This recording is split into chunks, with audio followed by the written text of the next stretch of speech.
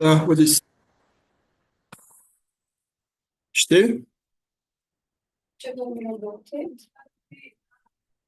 Сейчас я думаю,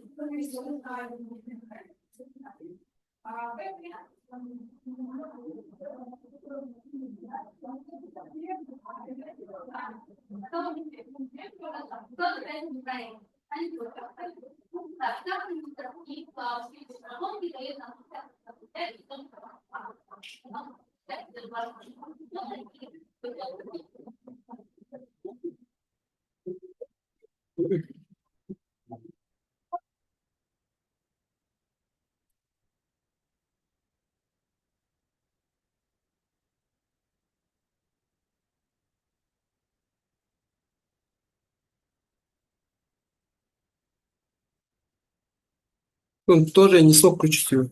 здесь, походу, он выключен или нет? Да, он вот здесь выключен, Да, поэтому... поэтому, да, не работает? Да.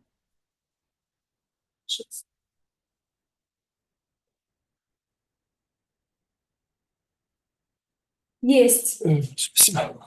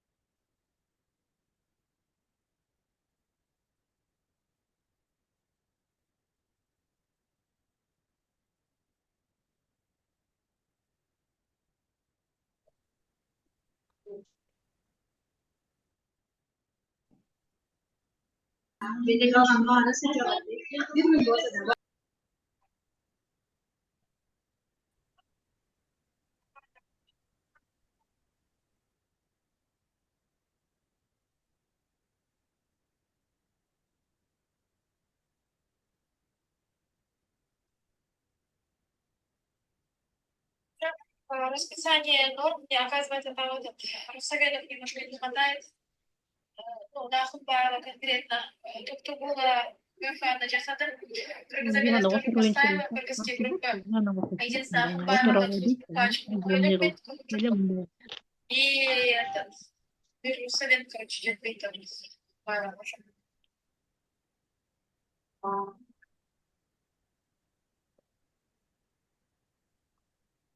Саламатсыздарбы? Саламатсыңар. Кандайсыңар? Баары жакшы. Жакшы. Саламатчылык. Бүгін бізде ақырғы сабағымыз болады. Білекке қаршы. Мен сіздерге бөлініп қалғанмын.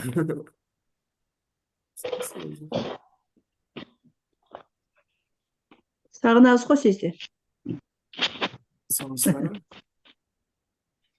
Да, Байрамыңыз құтты болсын, мұғалімдер. рахмат. Рахмат. Саламатсыздарбы, Зеки агайлар. Байрамыңыздар менен. Өзүңөрдү дагы майрамыңар менен.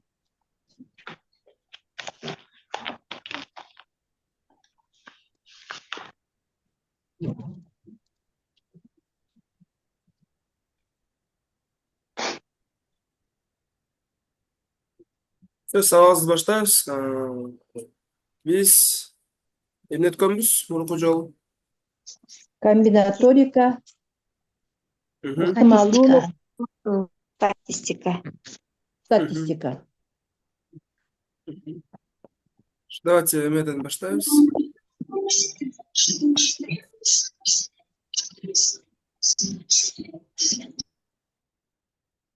Так, азыр пока жөнөкөй темадан баштайлы. Жөнөкөй тема болсо, так. Жазыла бөлчөк сандарды салыштыруу. Бөлчөк сандарды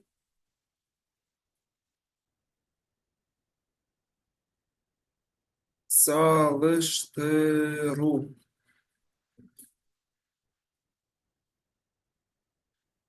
Бул тема негизи кандай десек, ыкмалар көп бул жакта. Ар кандай ыкмалар көп. Бөлчөк сандар сөзсүз түрдө дайыма келет ушундай мисалдар. Дайыма келет. Ооба видеозапистин ссылкасын жөнөп коебуз. Мурункудай эле Telegram каналга. Telegram каналга бар эле кошулду, же кошулбагандар барбы? Кошулдук. Мен кошула албайм.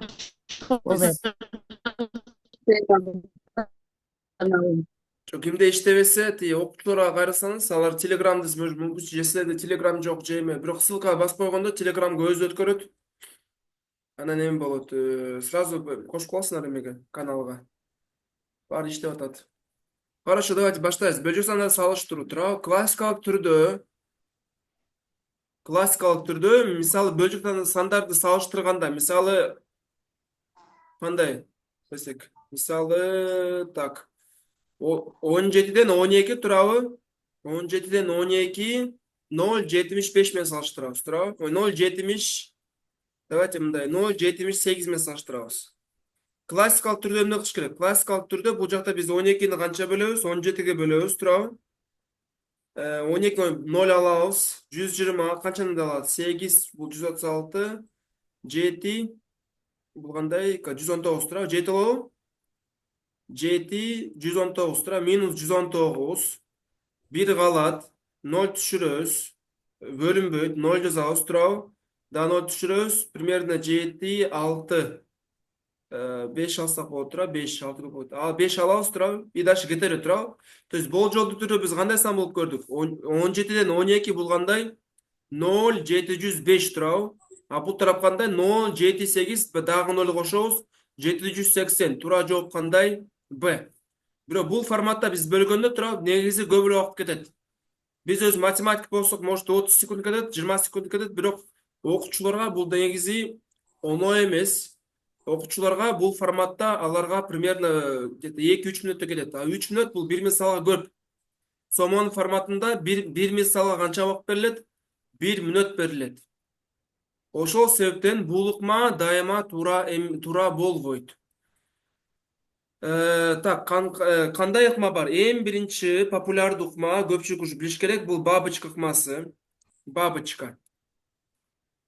Карайсыз, бабочка кандай? Мисалы, 7ден 3, 8ден 5, турабы? Мындай караганда түшүнүксүз, бирок бабочка колдонобуз. Бабочка бул кандай? 3 көбөйтө 8. Канча болот? 24. 24. Бирок карайсыз, эреже бар. Көпчүлүк балдар 24-тү бул жакка жазып коет. 24 бул тарапка жазылбайт. Эмнеге ушундай депсиз? 8ге жакын деп жазып коет. Жок, 24 бул жакка эмес, каяка жазышыбыз керек? 3'tün астына жазабыз. 24 бул тарапка. Түшүндү? 7 көтөбүз 5 канча болот? 35, 35'ti 35. бул тарапка. 35 чоңбу же 24 чоңбу? 35 чоң. Демек туура жообуз кандай болот? Б болот. Б. Бул бизге түшүнүктүү? Ошо бул бабочка ыкмалары. Бирок карайсың, башка формат болуп калышы мүмкүн. Кандай формат? Бүгүнчө көпчүлүк жок го, наверное, майрамда жүрөт туурабы? Карайсың, мындай болсо.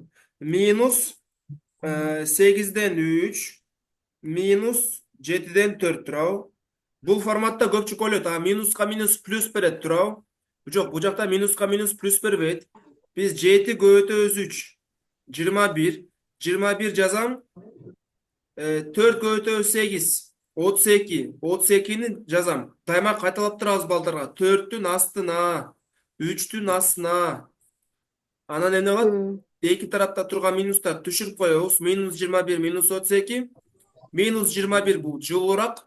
Демек туура жообуз кандай? А болуп эсептелет. Түшүнүктүү барыбызга? Эжекелер түшүнүктүү? Ооба, түшүнүктүү. Бул бабочканы баарыбыз билебиз.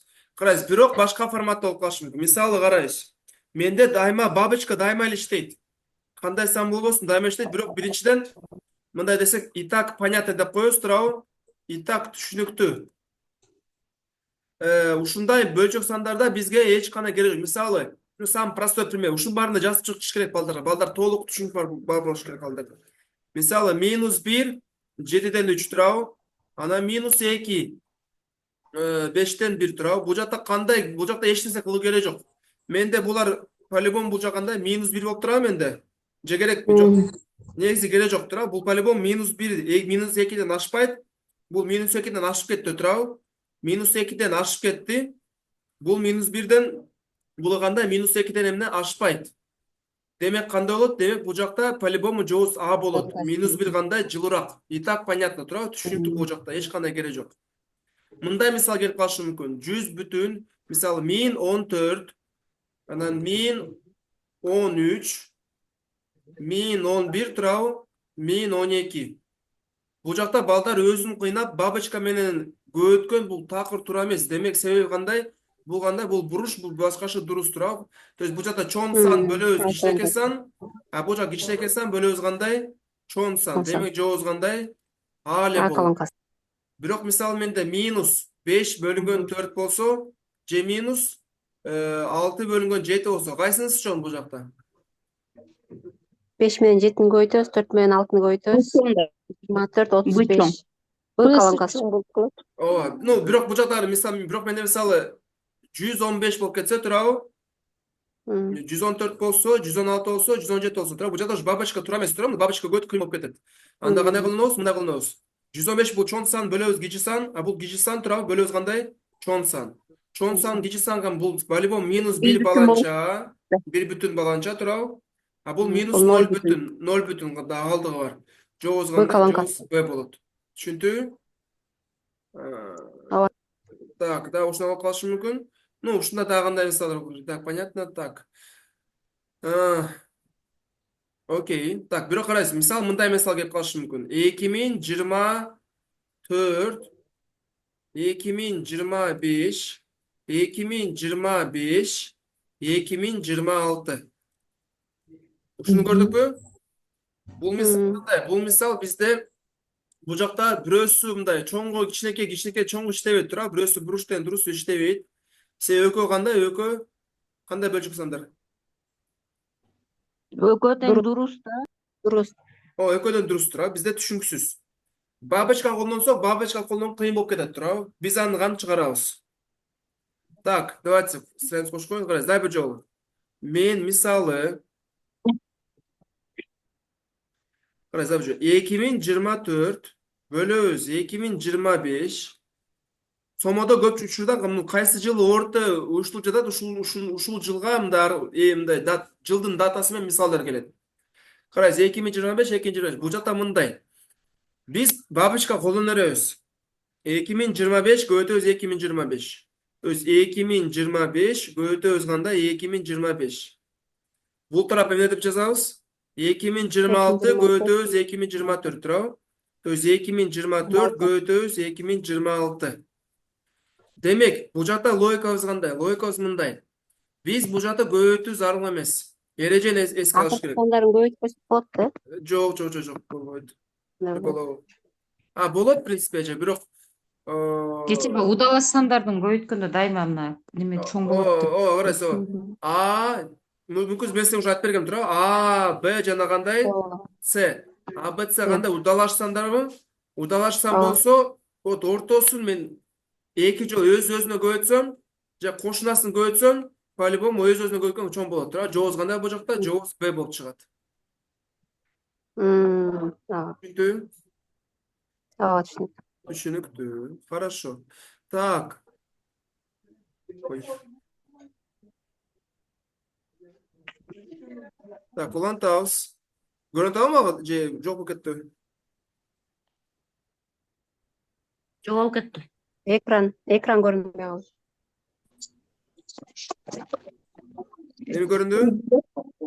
Жок, көрүндү. Эми көрүндү. Хорошо, улантабыз. Эмкиси эмне бизге маанилүү? Бөлчөк санын салыштырганда карайбыз. Бизде мындай болуп калышы мүмкүн. Карайбыз. Мисалы, силерге логика түшүндүрөм. Мисалы, 115 кандай? 117.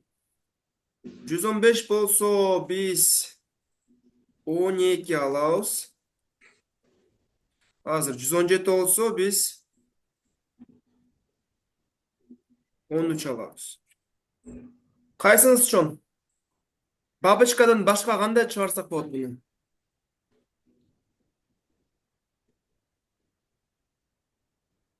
Агай, мен айтайынбы? Колонкасы чоң. Эмне Мына бул үчүн? жерде 115 менен 13'tü көбөйтүр биринчи колонкага, 117 менен 12'ni көбөйтүрсөк экинчи колонкага, ой, наоборот болсо, экөөнүн оросунда жаткан сандардын саны боюнча салыштырса болобу? Бирөөсүндө мисалы эки сандын ортосунда сандар канчалык аз болсо, ошол колонка чоң болот. Ооба, же Азаматсыз тура. Ооба, карайсыз. Биринчи эженин логикасы бабочка эле болмос, бирок мындай айтып атат туурабы, карайсыз. 117 көбөйтөбүз 12 туурабы? 117 көбөйтөбүз кандай? 12. Бул тарап кандай? 113 көбөйтүлгөн 115. Жок, бул туура эмес экен. Бизде мисалы карайсыз. Менде мисалы мындай болуп калса, 13 эмес. Менде бул жакта 11 болуп калган, карайсыз. Менде 11 болсо, по-любому 115 же 117? 117 чоңураак турабы? 11 же 12? 12 чоңураак турабы? Анда демек А болмок. 11 болгондо. Бирок бизде 13 турабы? 13 болсо, видите, наоборот. 115 болсо 117 чоңураак турабы? Бирок 13 менен 12-ни караганда менде 12 кичирээк, кандай 13 кандай чоңураак. То есть бул жакта по-любому көбөйтүш керек. Бирок мындай болгондо туура болмок. Так, ана карайсыз. Бизде мен бул жакта башкача бир логика аркылуу чыгарабыз. Карайсыз. Давайте логика аркылуу. Бул жакта 115, то есть бул жакта эки тарапта менде эки бири-бирине барабар болгон торт болгон, туурабы? Торт. Эми торт, Куликовский тортту, эми карайсыз. Тортту мен 115ке бөлгөндө же 117ге бөлгөндө качан кусокторум көбүрөөк болгон, чоңураак болот? 115ке бөлгөнгө чоңураак. Бул жак кусокторум чоңураак болуп, бул жагына кусокторум кандай кичирээк болот, туурабы? Кичирээк. болот. Ана карайсыз. Так, кстати, бул жак 13 эмес.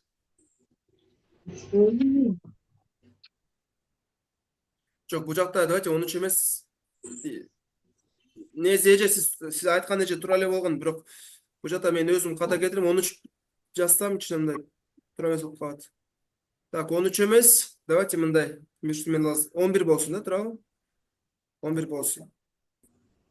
Ана 11 болсо, бул эженин да логикасы туура болот, туурабы? Бул жакта эки тарап чоңсам болот. Жообу болот. Анан мен азыр айтам деген логикамды карайбыз. Карайсыз, логикам кандай? Менде 115 болгондо кусокторум чоңураак болгон. Бирок мен канча кусок алгам? 12 кусок алгам, туурабы? 12 кусок алгам. Бирок менде 117 болгондо менде кусогум кичирээк, бирок кусоктордун санында мен азыраак калдым, понимаете? 11 гана кусок алдым. Түшүндүңбү? Здесь уже и так понятно, логика, что жоуз кандай, жоуз али болот. Түшүндүңбү? Мен түшүнүп жатасыңарбы логикасын? ооба 115 болгондо кусокторум чоңураак. Бирок 12 кусок, анан 12 кусок алам. Бирок 117 болгондо кусокторум кичирээк. Бир торту 117 кусокко бөлгөндө кусокторум кичирээк болот. Бирок ошол эле учурда мен кусокторду да азыраак алып атам. Кичирээк кусок ушу алар да азыраак. По-любому кандай 15 12 чоң болот. 15 12. Хорошо. Бул түшүнүктүү. Дальше кетебиз. Мисалы, дагы балдарга айтабыз, туурабы? Мисалы 7ден 3 болсо, там 7ден 5 болсо, бул чоң, туурабы бизде? А наоборот 7 бөлөбүз 3 же 7 бөлөбүз 5, кайсынысы чоң? 7 бөлүнгөн 3 чоң. 7 бөлүнгөн 3 чоң, туурабы бизде? Бөлсө. Хорошо. чоң, Ушундай айтабыз. Ана карайсыз, мындай мисал келип калышы мүмкүн. Так. 2 минус 112ден 113. Наоборот. 111, туурабы бизде? Давайте 2 эмес, давайте канча болсун менде? 1 болсун. Бул жакта логикабыз мындай. Мен балдарга айтабыз. Мен негизи мындай түшүнөм. Балдар, бул жакта 112 тура, бул эч качан кандай өзгөрбөйт. То есть 112 деп жаза беребиз. Туурабы? 112'den Ана бул жака 112'ye 112 деп жазабыз. Ана кандай болот? 1 бөлүнгөн канча? 112. 112. Хорошо. Бул бизге түшүнүктүү. Анан дагы кандай айтабыз? Да, бөлчөк сан боюнча мисалы 2 бүтүн туурабы? 5ден 3 көп. Пресс. Мисалы давайте мен бул жакта эске алабыз. Көпчүк 2 көбөйтүү 5ден 3 карайсыз. Көпчүк ойлош бул кандай? Булар кандай? Бири-бирине барабар. Булар кандай? Бири-бирине барабар эмес. Логикасы карайсыз. Бул жакта эмне турат? Ортосунда эмне турат? 2 бүтүн 5ден 3 болсо. Кошуу бар, плюс болот. Орто азаматпыз. Ортодо кошу бар да, плюс бар. Көбөйтүү эмес. Бардык балдар көбөйтүү деп коет. Көбөйтүү эмес. Плюс турат. Эмне үчүн көбөйтүү деп коет? Ошо биз 2ге 5ти көбөйтөбүз го, туурабы? Ошол көбөйткөндөн ойлойт, что бул жак на самом деле плюс, бирок көбөйтүү бул башка нерсе, туурабы? Кандай болуп чыгат? 5ден 13. А бул башка мисал. Бул 2 көбөйтөбүз 3. 6 бөлүнгөн канча? 5. Түшүндүбү? Дальше. Ушул плюс аркылуу чыгарганда, мисалы мындай мисал келип калышы мүмкүн. 117 18ден 19 бөлөбүз 2. Ушул мисалды чыгарганда балдар кандай мектептеги мисалдай чыгарат. Там 117-ни 19га көбөйтүп, 18 кошуп турабы? 19дан анан кандай 2ден 1ге көбөйтөт, турабы? Ушундай чыгарып бул жакта туура эмес. Кыска жол бар. Точнее, давайте 117. Так, 2 эмес бул жакта 13, 12 эмес. 9 болуш керек азыр, кечесин ачып. Мен бүгүн тош баш. 2 эмес 9 болуш керек. Караңыз. Бул да гана туура эмес. Биз мындай кылабыз. Ортодо плюс турган себебинен биз аны мындай карасак болот. Карайбыз. Плюс, видите, ортодо плюс турат го. То есть как алгебрадай. 117 бөлөбүз 9 канча болот? 13. 18 бөлөбүз 9 канча болот? 2. 19 өзгөрбөйт. Түшүндү? Мисалы 2 бүтүн 17ден 3 болсо, мен аны канча 2 көбөйтөм. 2 көбөйтөм 2 канча болот? 4. 3 көбөйтөм 2 6. 6. 4 бүтүн 17ден 6. Түшүндү? Бирок плюс кылсак, мисалы, биз карайбыз, биз ушул теманы ушундай балдарга мааны көрсөткөндө кандай кылыш керек? Дайыма толук баарын көрсөтүшүбүз керек. Мисалы, 15 бүтүн 17ден 2 болсо, туурабы? Кошобуз 13 болсо. Балдар мындай ойлоп коет. Мага ага айткан дейт. 15 кошот 13 канча? 28 деп жазат, туурабы? 17 жана 2ге 3 кошуп коет. Бирок кандай 2ге 13 кошуп коет. Бул кошканда туура эмес. Бул жак кандай? Бул жак 2 деп өзгөрбөйт. Понимаем, да? Мисалы мындай да болуп калса. 8 бүтүн 7ден 3. Кемитебиз 5, туурабы? Канча болот? 3,7'den 3. Хорошо. 3,7. Biz baldarga emне? Biz baldarga tuuraаны көрсөттүk. Эми эмне кылабыз? Эми туура эмести көрсөтөбүз. Мисалы мындай болуп калса, там 12 бүтүн туурабы? 13'төн 5. 4'кө бөлөбүз. Видите, бул жакта 12 4'кө бөлүнөт туурабы? Бирок кандай? Бирок 5 4'кө нормально кандай бөлүнбөйт. Демек кандай? Биз ушундай жол менен чыгарбайбыз. Же мисалы 3 бүтүн 17'ден 5 болсо кемитебиз канча? Кемитебиз 4 болсун. Бул жакта карайбыз. Бул жакта 3 кемитебиз 4 минус 1 болуп чыгабы? Бул сразу кандай? Минус 1 чыкпаш керек, бул да болбойт. То есть бул эже канча иштейт? Бул жакта биз кемитилген, бөлүнгөн жана көбөйтүлгөн сан чоң болуш керек буга караганда. Түшүндүңбү? Бул чоңураак, бул набор чоңураак болсо бул кандай? Бул иштебейт. Же мисалы 2 бүтүн 5'тен 3 көбөйтөм 2'ге 2'ден 1 туурабы? Бул жакта ушул бөлчөк сан келип калса кандай? Көбөйткөнгө негизи болот, бирок нежелательно. Биз мындай эле мектепте үйрөткөндө кантип чыгарабыз? 13 5'тен 13 көбөйтөбүз кандай? 5'тен 2 туурабы? Мындай эле чыгарабыз, как обычно. Түшүндүңбү? То есть бул ыкма кандай? Ыкма дайыма иштебейт. Бирок иштеген учурда бул кандай? Абдан жөнөкөй ыкма болот. Мисалы бул мисалды көрөбүз. 117'де туурабы бизде? Ушул ыкма менен максимум канча? Максимум 5 секунд кетет. А тиги мектепте чыгарсак абдан көп убакыт кетип калат. Жөнөкөй бөлчөк сандары боюнча баары түшүндү? Суроо жокпу?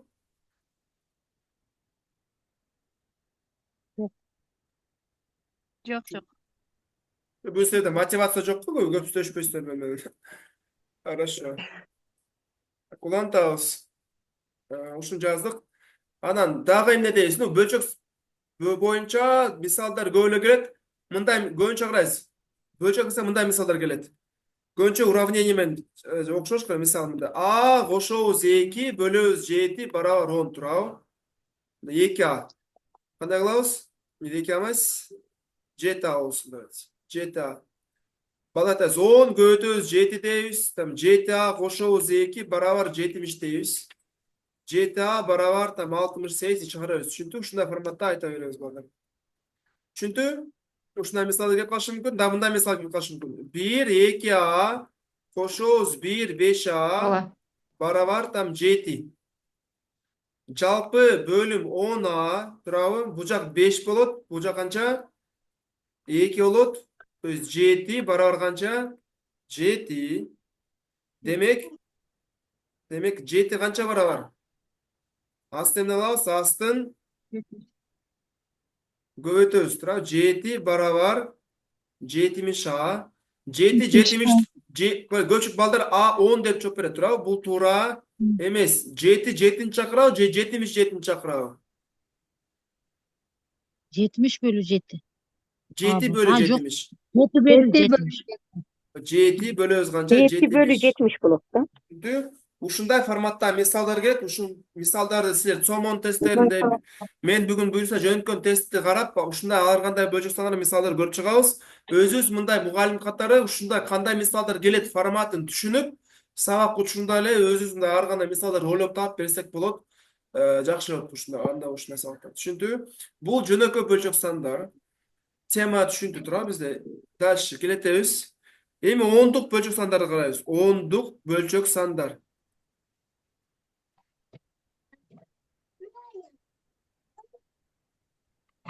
Көрдүкпү? Ондук бөлчөк сандар. Бул жакта мен силерге даже мага мындай ойлобогула Азат эмне деп атат мага, ушул теманын баарыбызды билебиз го. Жок, бул жакта мен силерге азыр цомодо көпчүлүк келген, анан кандай жол менен түшүндүргөн жолдорду көрсөтөйүн деп атам.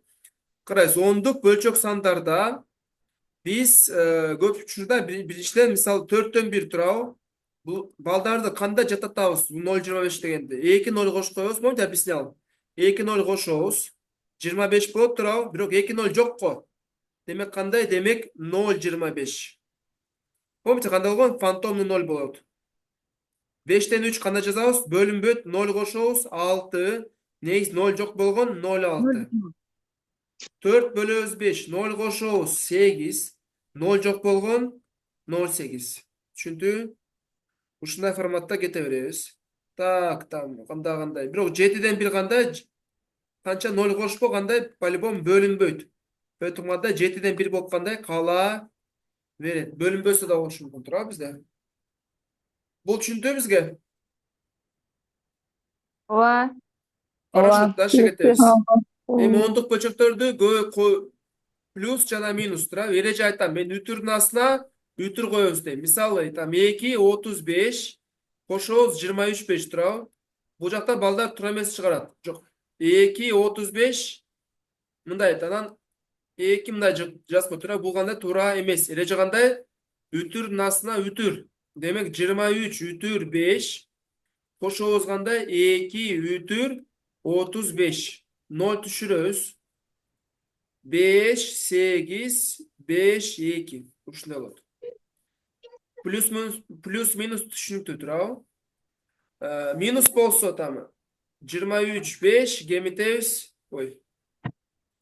Кемитебиз. И тоже үтүрдүн астына кандай үтүр коебуз. Дальше көбөйтүүнү карайбыз. Көбөйткөндө мен балдарга мындай айтам. Мисалы 0, 12 көбөйтөбүз 0, 03. Айтам, балдар, үтүр менен нолдорго карабайбыз. 12 көбөйтөбүз 3 канча болот? 36 туурабы? 36. Давайте санайбыз. Канча знак бар? 1, 2, 3, 4. 4 знак бар экен.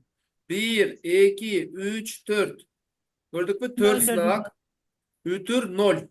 Бул 0 менен деп коем, бул 0 бесплатный 0 деп коем. Бесплатный 0. Түшүнтүбү? Бул 0 бесплатный. 0, 12 көбөйтөбүз 0, 0, 12. 144 канча знак калтырам? Алдына 2. 5. 5. 1, 2, үтүр 5 туурабы бизде. Ушундай болсо 0, 2 көбөйтөм 0, 0, 0, 5. Кандай түшүндүрөбүз балдарга?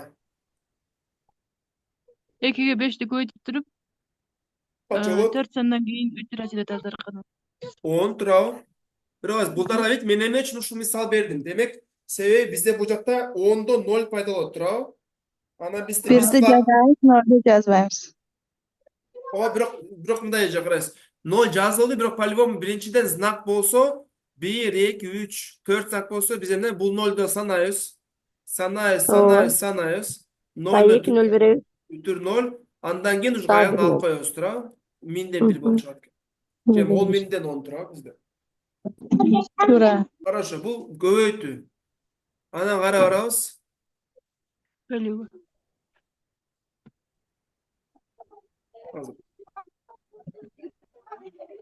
Карайсыз, бөлүүнү карайбыз. Бөлүүдө мен мындай айтам балдарга. Бөлүүдө балдар, менде бөлгөндө үтүрдөн кийин знактар кандай бири-бирине барабар болуш керек. Мисалы 0, 0, 6 бөлөбүз 0, 0, 0, 0, 3. Канча знак астында бөлүмдө? 1, 2, 3, 4 знак. Бул жагы кандай знак болчу? Тоже 4. 1, 2, 3, 4. Демек ушу бош жерге эмне коебуз? Демек ушу бош жерлерге биз 2 0 кошобуз.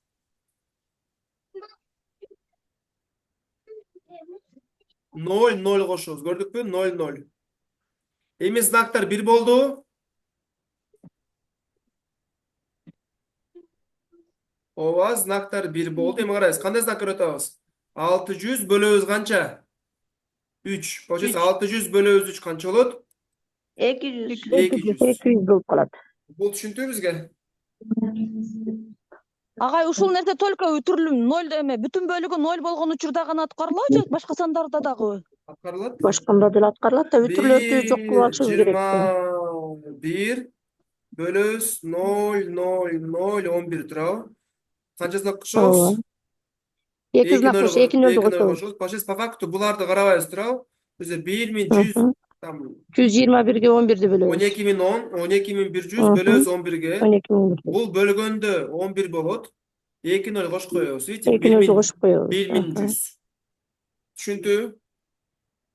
Түшүнүктүү. Түшүнүктүү. Бул бөлүкма. Бирок карай, силерге суроо. Менде мындай болуп калса. Так, 0,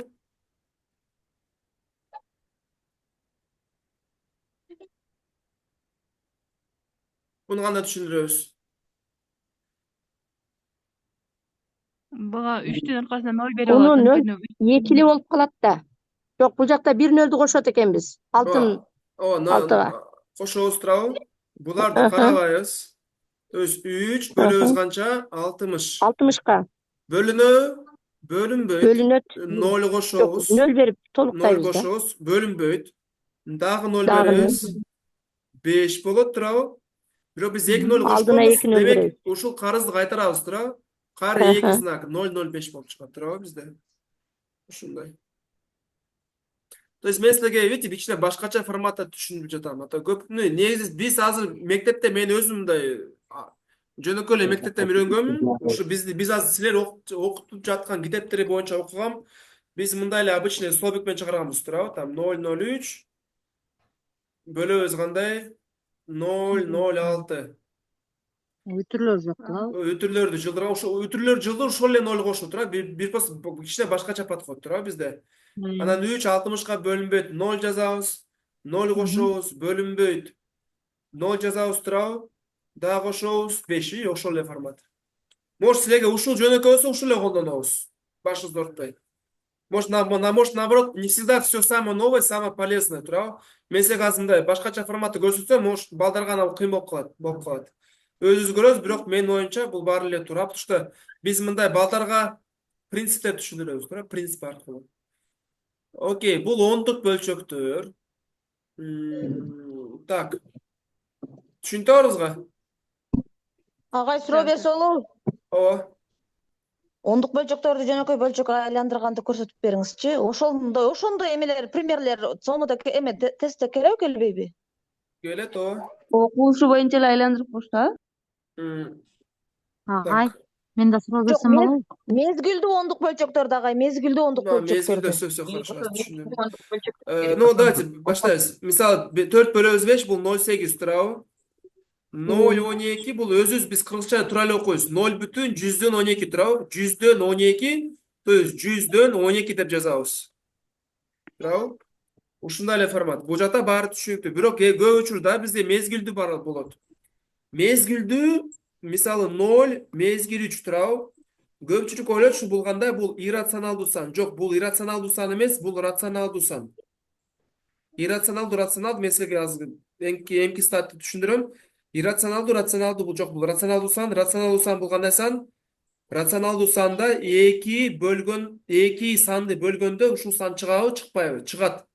Демек, себеби кандай? Бул жакта логикабыз бар. Логикабыз бар болгон сан бул рационалдуу. Давайте сразу карайсыз. Иррационалдуу сан бул кандай сандар?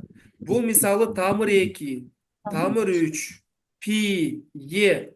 Ушул сандарды биз толук ачканда бул 1, 4, 1 кете берет туурабы? 1, 7, 3 кете берет. 3, 14, 15 кете берет. Там 2, 7 кете берет туурабы? Анан ушул кеткен жакта ушундай форматта улап жаткан сандарда бул жакта логикабыз сакталбайт. Эч кандай логика жок, логикага таянбайт. То есть бул жакта наугад рандомный сандар кетирет, түшүнүктүүбү? Рандом, случайный. Не то что, алар случайный эмес. Ал иррационалдуу сан өзүнүн эрежеси бар. Мисалы, пи санды эмне үчүн жаттайт? Потому что пи санында эч кандай логика жок. Там 1, 4, 1, 5 кете берет туурабы? Там 100 знакка чейин жаттагандар бар.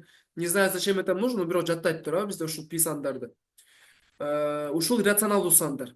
Силерге суроо ким мага кайталап берет? Иррационалдуу сандар булар эмне сандар? Кандай сандар экен? Бөлчөк. Тамыр ичиндеги сандардан кайталанат. Мезгилсиз, чексиз, ондук бөлчөк. Кайталанат. Мезгил кайталанат. Жок, бул сандардын эмеси үтүрдөн кийин логикасы жок. Дагы бир жолу давайте. Бул сандар кандай? Үтүрдөн кийин логикасы жок туурабы? Мындай жалпак тил менен айтабыз. Логикасы жок. Бирок дагы башка формат бар. Иррационалдуу сан бул кандай сандар? Буларда эч кандай то есть ушул тамыр 2-ни туурабы? Тамыр 2-ни. Биз эч кандай 2 санды бөлүп тамыр 2 чыкпайт. Мисалы 2 деген санда дайыма 10 бөлөбүз 5 бар туурабы? Мисалы даже 0,2де 2 бөлүнгөн 10 бар. Көрдүкпү? Бул жакта ушундай рационалдуу сандарда мындай ата энеси бар туурабы? 15 десек. 15 бар. 10ду 5ке бөлгөн 2 чыгат. Бирок бул жакта иррационал сандарда эч кандай бөлчөк сандар жок. Түшүндү? Негизи мында ата энеден айткан кичине туура эмес. Это немножко бирок просто эле эки сандарды бөлгөндө ушул сан чыгат, туурабы? Бирок иррационалдуу сандарда эки сандарды бөлгөндө эч кандай сандарды бөлгөндө ушундай сандар чыкпайт. Бизде мисалы пи мисалда китептерде жазып турат, примерно 22/7, бирок бул кандай? Бул болжолдуу түрдө. А ровно кандай сандар бөлөбүз, ушундай сандар жок. Бул иррационалдуу сандар. Ушуга таянсак, анда рационалдуу сандар кандай сандар? Рационалдуу сандарыбыз булар мисалы 5. Бул 10 бөлөбүз 2. Бөлгөн сандар бар. Анан 0,3 бул кандай? Бул 1 бөлүнгөн 3тен сан. Түшүндү? Ушундан кете берет. Эмисеги таныш суроо. А бул тамыр 2 ушундай сандардан чыкпаса, бул негизи каяктан чыгат, ким билет? Тамыр 3 кайдан келет? Пи кайдан келет? Е кайдан келет? Комплекс сандардан ба? Е комплекс сандардан чыкса болот, ооба. Ну, комплекс сан бул бизде мнимо единица бул тамыр -1, туурабы? Анан ал жакта биз эки ой салсак, imagine and real алсак, анда чыкканда бизде мында е фите болуп чыгат, туурабы? Бизде фите ушундай примерно. Бул кичине башка. Давайте мындай. Тамыр 2 бул кайдан чыгат? Тамыр 2 бул бизде бир болгон катеттердин гипотенузанын узундугу ровно тамыр 2 болот. Түшүндү? 90 градус жак болсо. Тамыр 3 кайдан келет? Тамыр 3 бул бизде бир катетибиз 1 болуп, башка катетибиз 2 болсо, анда ортодо турган гипотенузабыз тамыр 3 болот. Түшүндү? Бул тамыр 2, бул тамыр 3 болот. Бизде пи кайдан келет? Пи бул айлананын узундугун анын диаметрине бөлгөндө чыгат. Е кайдан келет? Е биз мындай депозиттерди санаганда сложный проценттен келет. Сложный проценттен келет. Тамам, кичине башкача, бирок аны түшүндүрөм. Короче, сложный проценттен келет. Короче, видите, бизде жөнөкөй 5тен сан кайдан келет? 10 бөлөбүз 2ден келет. 20/4төн келет. Бирок бул сандар ушул сандардан эмес, башка жактан келет. Түшүнүп атабызбы? Бул жерден сурап берейинби? Могу 1-2 катеттер 1-2 болгондо 5 болуп калат го, тамыр алдында 3 эмес. Жок. Ой, 1-2 2-нин квадраты 4 тиги 1 5 да. А вот мен тура эмес чыгып калдым, кечиресиз. Так, бул жагыбыз 2 болот. Вот бул 1-2 болгондо, анда бул тамыр 3 болуп чыгат. Бул катет, түшүндү? Бул катет тамыр 3 болуп чыгат. Бул түшүнүктүү бизге? Бул сложный процент депозит аркылуу кетет. Хорошо, эмис ти суроого кайтабыз. То есть бизде 0 мисалы 2 35, туурабы? Биз билгенде бул сөзсүз түрүндө рационалдуу сан, демек ушул жакта эки санды бөлгөндө ушул сан чыгат. Бирок эмес суроо, кандай сандарды бөлгөндө чыгат? Анда биз мындай формула колдонобуз. Ушул формуланы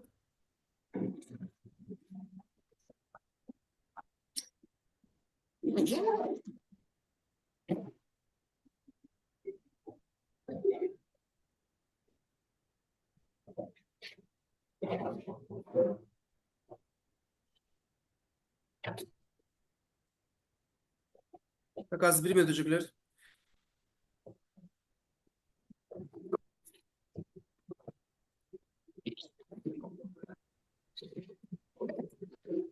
Мен айтсам болобу формуласын? Ой, айтыңыз. Давайте 0,2 35 биз кантип өзгөртөбүз? Болгорко мен кесип ататтым Мына кашанын ичинде 35 турат го. Ошол эгерде кашанын ичинде 2 сан болсо, 2 жолу 9 жазылат да. Анан кашада үтүрдөн кийин кашага чейин сан 1 сан 2 деген 1 сан турат. 1 жолу 0 жазабыз. Бөлчөктүн бөлүмү ошондо 990 болот. Алымына 235тен кемитүү 2 деп жазабыз. Да, карайсыз. Карайсыз, бул жакта бизде мындай. 235. Карайсыз, бул жакта бизде мындай. Биз кандай сан көрүп жатабыз? Биз санды көргөн сан бул 235. Андан кемитебиз. Ütürгө чейин кандай сан турат? 2 турабы? Кемитебиз 2. Бөлөбүз. Кашанын ичинде канча знак бар? 2 знак барбы? Ошондо 2 9 жазабыз. Каша менен ütүрдүн ортосунда знак барбы? Бар. Демек 1 0 жазабыз. Формула ушундай. Ошо кандай болуп чыгат бизде? 233 бөлөбүз 990. Мындай болсо 0, 12, 37, 3 турабы? Бул кандай болот? Кандай сан көп жатабыз, эжекелер? 12373. Кемитебиз. Бүтүргө чейин кандай знак турат? 12. 12. 12 бөлөбүз. 9.000 Канча знак бар? 9.990. 1, 2, 3 знак барбы? 1, 2, 3. 900, Анан 99, 2 0. 99. ütүр каша менен ütүрдүн ортосунда канча знак турат? 2 знак турат. Демек 2 0 жазабыз. Түшүндү? Бул ушундай кетет. Давайте өзүбүз кылып көрөбүз. 2, 3, 5, 25. Ушул санга түшүнөбүз. Бул получается 2, 35 турабы? Андан кандай? 25, 25 кайталана берет. Эми өзүбүз аны чыгарып көрөбүз. Давайте. Кандай форматта чыгат?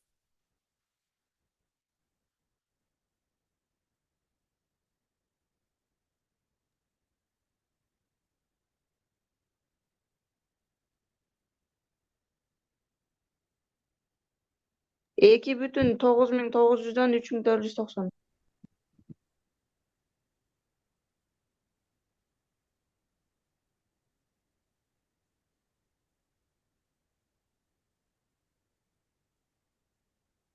Так, кандай айтабыз? Давайте. Ооба, 2000 турабы? Так, 235, 25. Кемитебиз канча? 235. 135, Канча знак турат бул жакта? 2 знак. 2 знак. 2 9. Эмне үчүн 9? Ушундай эреже 9. Түшүндү? Ütүр менен ортосунда канча знак? 2 знак. Демек канча 0? 2 0. 2 0. Бирок мисалы 12 бүтүн 3 болсо, бул жагы 123 турабы? Кемитебиз канча? Кемитебиз 12. Бөлөбүз канча? Бөлөбүз 9 гана бөлөбүз. 9.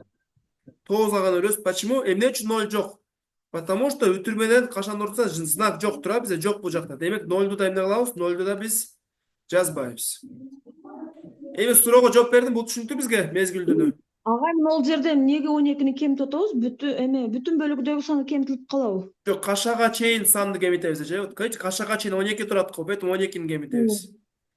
А үстүндөгү мисалдарда бүтүрдөн кийинки санды кемитип аттык эле го? Жок, биз бул жакта видите 235 турат го. Биз 235-ти кемитебиз. 12 турат, 12-ни кемитебиз. Мындай. То есть 0 турса биз только 0ду карабай, то есть мындай бул жакта турган санды кемитебиз. Все, түшүнүктүү болду. Бирок карайсыз, бирок важный момент бар. Мисалы менде 0 5 болсо турабы? Кашанын ичинде. Бул сразу же 5 бөлүнгөн 9 болду. Түшүндү?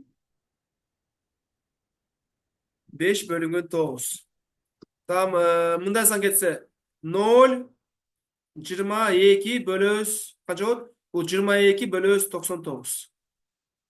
Түшүндү? Ушундай кетет. Бирок дагы бир бирогу бар. 0 2 9 болсо, бул жакта формула иштебейт. Бул просто эле 0,3кө барабар. 0,2 каша ичи 9 жана 0,3 ушулар математиканын эрежеси боюнча бири-бирине барабар.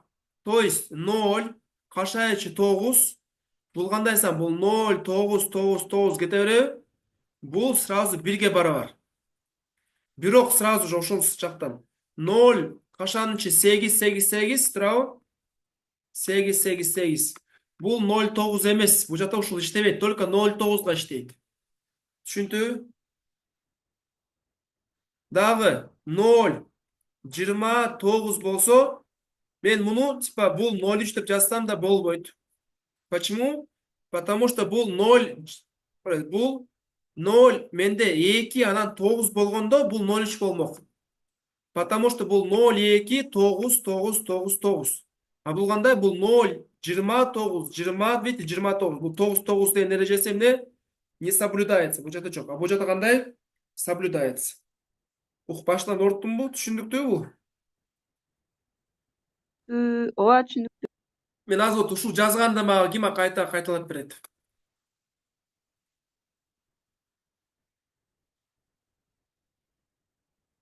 Ноль бүтүн мезгилинде 9 болгон учурда буну 1 барабар деп жазсак болот. А 0 бүтүн мезгилинде 8 болгондо бул 0,9 барабар деп жаза албайбыз. А эгерде ошондой эле 0,100 жүздөн эмес, 0 мезгилинде 29 болсо 0,3 барабар деп дагы жаза албайбыз. Качан гана 0,2 мезгилинде 9 болгондо гана 0,3 барабар. 9 мезгил болуп 9 болот. 29 мезгил болуп 29 болот. Видите, мен силерге бир теманы айтып бергенде, түшүнүп жатканда эмне кылып жатам? Мен силерге прям баарын ачып жатам. Ар кандай мелочтарды ушундай эле форматта окуучуга айтыш керек. Потому что окуучулар силердин бир жол менен түшүнөт, анан ушул жолду башка мисалдар колдонсо туура эмес чыгып калат. Эми кайра дальше кетебиз. Мындай келип калышы мүмкүн, карайсыз. Бирок менде 0, 2 мезгил 5 кошом 0, 3, 2 мезгил 4. Кошкондо лучше сразу мындай кошобуз. То есть бул жакта 0, 2, 5 кете берет, туурабы? Бул тарапта 0, 3, 2, 4 кете берет. Кандай чыгат? 9, 5 кошобуз 2, 7, 5, 0 туурабы? Канча болуп чыгат? 0, 57 мезгил 9. Бирок 0, 2, 5 болуп, кошобуз 0, 3, 2, 7 болгондо биз 0, 2, 5 мезгил кошобуз 0, 3, 2, 7 деп жаза берсек, бул жакта кандай өзгөчөлүк бар? Өзгөчөлүк кандай бул жакта? 12 5ке жетин кошкондо 12 болуп 2 орунду сан чыгат. Кошулат кайра алдыңкыга. 02 032 экөөнү кошсок. Улам бир сан чоң кошулат. Бири көңүлдүү болуп алдыга. Карайсыз, бул жакта биз мындай чыгарабыз. Бул жакта силер менин бетимди көрүп атасыңарбы? Мен башымда. Ооба. Хорошо. Так, карайсыз, бул жакта мындай. Мен бул жакта кошкондо 9 болот, туурабы? Мен 10дон ашкан жок. Бирок 5ке 7 кошсом, бул 2 болот, 10дон ашып кетти. Демек 2 жазабыз, 1 көнүлдө, туурабы? 5 кошобуз 7, 2 жазабыз, бирок 1 көнүлдө болгон 3 жазабыз. 1 көнүлдө 5 кошобуз 2, 8. Болду, көнүл жок бизде. 2 кошобуз 3, 5. 0, 5.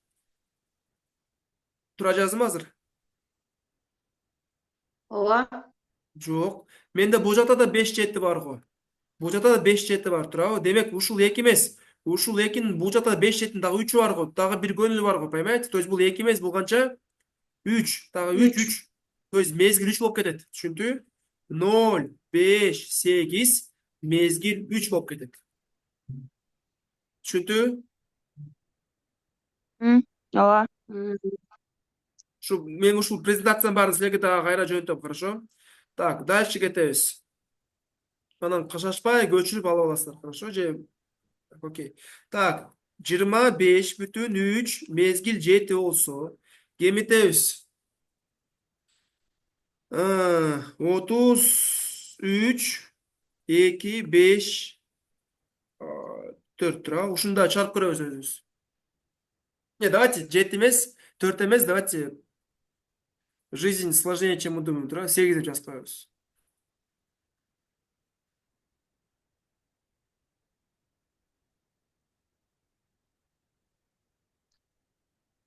Всем привет!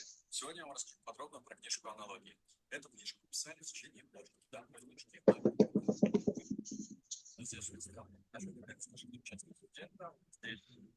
великолепного цвета, включая описание, что это содержание книги Арии. связи, объяснение связи. Они пожалели страницы, решили, чтобы вам было более комфортно, чтобы если вы забываете себя подменять, поэтому здесь идет описание каждого типа связи, вопросов, решения, дополнительно, чтобы вам было легче решать их самостоятельно. Далее у нас идет уже материал. Материал подготовлен, проверен. Мы, помимо того, что в течение года проверяли материалы, 28,63 22 бүтүн болбойбу кемитип болуп атат го бул жерде. Қарайсыз, бұл жақта біз сразу ережені сақтаймыз. Тұра 25, 3, 7, 7, 7, 7, кемітеміз. Тұра 3. Кстати, это пример не такой простой. 3, 25. Мен, кстати, өзім де бірінші жолы шығарып жатырмын, шындап айтсам. 8, 8. Так, давайте, шығарып көреміз. Мен ғана, давайте ойлаймыз. Мен де 7-ден 8 ала алайын, тұра. 7-ден 8 ала алсам, бұл жақтан қарыз алам. Бұл 6 болып кетеді. Ой, бұл 6 болады. А бұл 17. 17 кемітеміз 8 қанша болады? 9 болот. 9 болады. А бұл жақ 16 болған тұра. Демек 6 болса қарыз қалауыз. 6, 16 минус 8 болады. 8. 6, 8. Қарыз қалауыз. Bir болып қалады. Қарыз алғанбыз. 6, 16 минус 5. Ой, нет, 1 болады. Сразу да 1. Бұл жақ қарыз алғанбыз. 3 минус 2 қанша? 1 болады. 25 минус 3 қанша? 22 болады. Өтір. Бұл 9 емес, бұл қанша? Бұл негізі 8. Потому что бұл жақта да 7-8 бар ғой, тұра. Ошол себептен жоғыз қандай?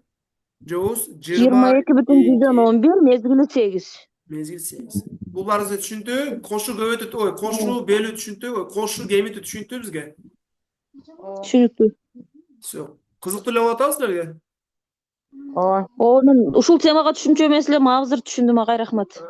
Просто мен силерге азыр мындай көп мындай өтө прям сложный темаларды өткөн, я думаю, что кереги жок, потому что сомодот сложный темалардан болсо 1-2-3 мисал келет, а башка темалар ушундай элементарный нерселер. Түшүндүк, поэтому мен силерге прям самый базаны тотам, акыркы күнү. Так. Дальше кетебиз. Бирок көйөткөндө мындай. Көйөткөндө жана бөлгөндө. Там 2, 3, 5, көтөм 0, 7 тура. Негизи биз мында толук жазганда 2, 3, 5, 5, 5, 5 тура. Көтөм. Там даже не знаю, куда написать, 0, 7 тура, 7, 7, 7 көтөм. Здесь, видите, здесь вообще непонятно. Кандай көткөн? Шу булгандай бул мезгил бүткөйт. Ошол себептен эмне кылабыз? Ар бирөөсүн биз бөлчөк сан катары оодарабыз. 235 кемитебиз канча? Канча кемитебиз? 23. Барсыңарбы? Бөлөбүз 90 тура. Эмне үчүн 0ду жаздым? Эмне үчүн 0 жаздым? Өтүрдөн кийин качага чейин Мезгили 7 болуп 1 сан болгон. Үтүргө чейинки бир орунду сан. Анан көбөйтөбүз кандай? Көбөйтөбүз 9дан 7 тура сразу эле. Анан болду, ушу мен ушундай эле чыгарышым керек. Анан бул жакта вообще башка жооп чыгат. Азда чыгарып көрөйүнчү өзүм, калькулятор эле. Башы зортпай. Так. 235 кемитебиз 23 бөлөбүз 90. Бул жакта получается 90. Так. Точнее, 235 кемитебиз 23 көбөйтөбүз 7ге 1484 чыгат экен. Бөлөбүз 81 100 тура бизде. Анан бөлөбүз 810го. И подождите азыр. Бөлгөндө. Так. Бул жакта 1 8 2 10 0 98 7 6 5 4 3 2 0 9 9. Даже менде калькулятор батпай атат, Менде дагы рационалдык сан экен, жок, иррационалдык сан эмес бул. Бул рационалдык сан, бирок мезгили абдан чоң. Дабы жо санап коеюнчу. 235 кемитебиз 23 көбөйтөбүз 7 туура. Там 80. Давайте. Калькулятор менен санап коеюнчу. Google менен. Так. Менде азыр мына жакта эме бар. Так, ладно, давайте. 1000. Давайте биз менде хромду көрүп атасыздар турасыз. Я сейчас сверну. Интернетти көрүп атабыз. Барабар 1484. 484 бөлөбүз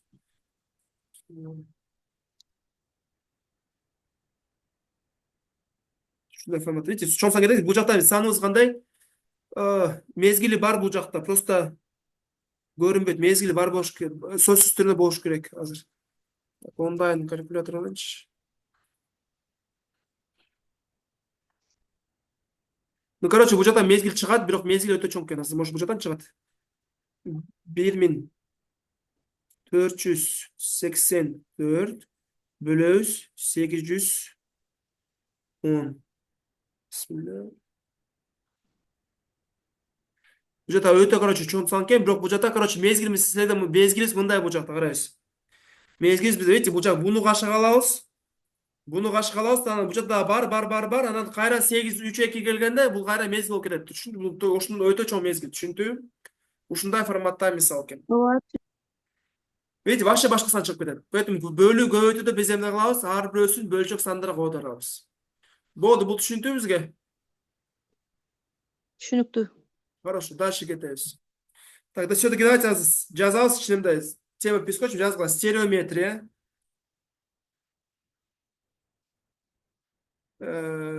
Стереометрия.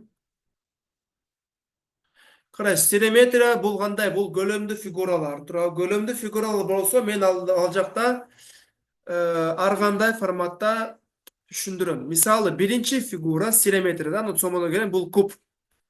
Куб бул комната. Комната. Полубуз квадрат. Потологу стенкаларыбыз баары квадрат, туурабы?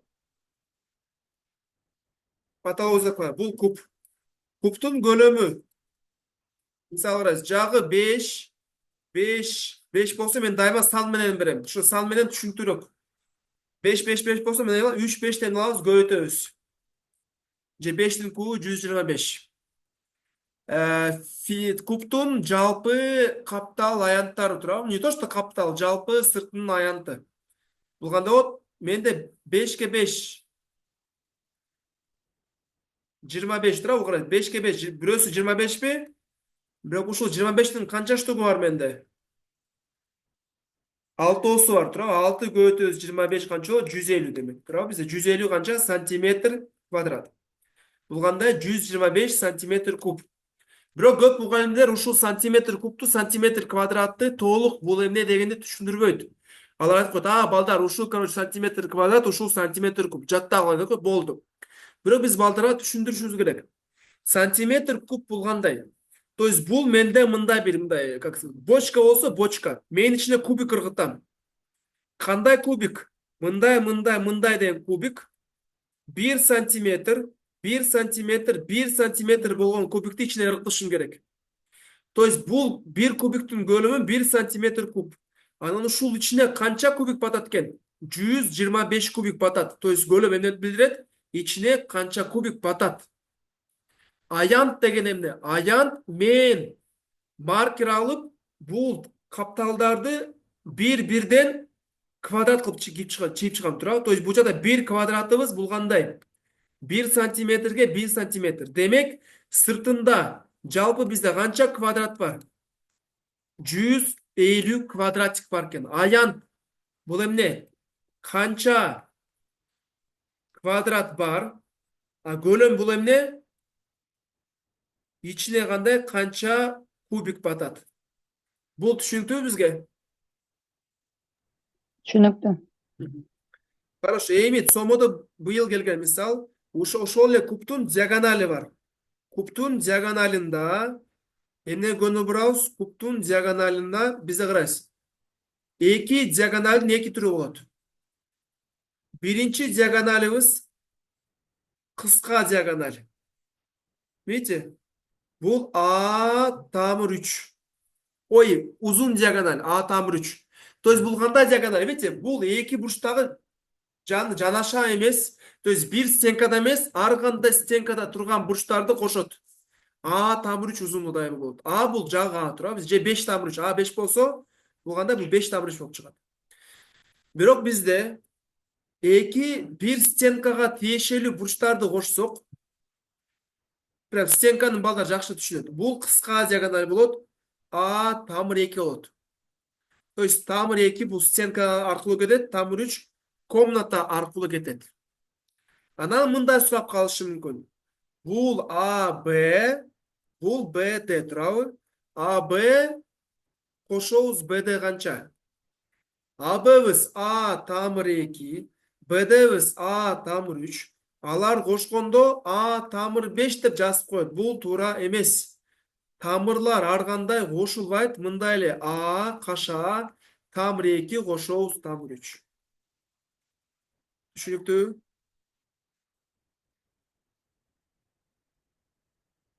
Эчегелер түшүнүктүү? Түшүнүктүү. Хорошо. Дальше кетебиз. Мындай форматы бар. Кубта мындай бар. Кубта мен прям толук жазып чыкпайм, бирок мындай эреже бар.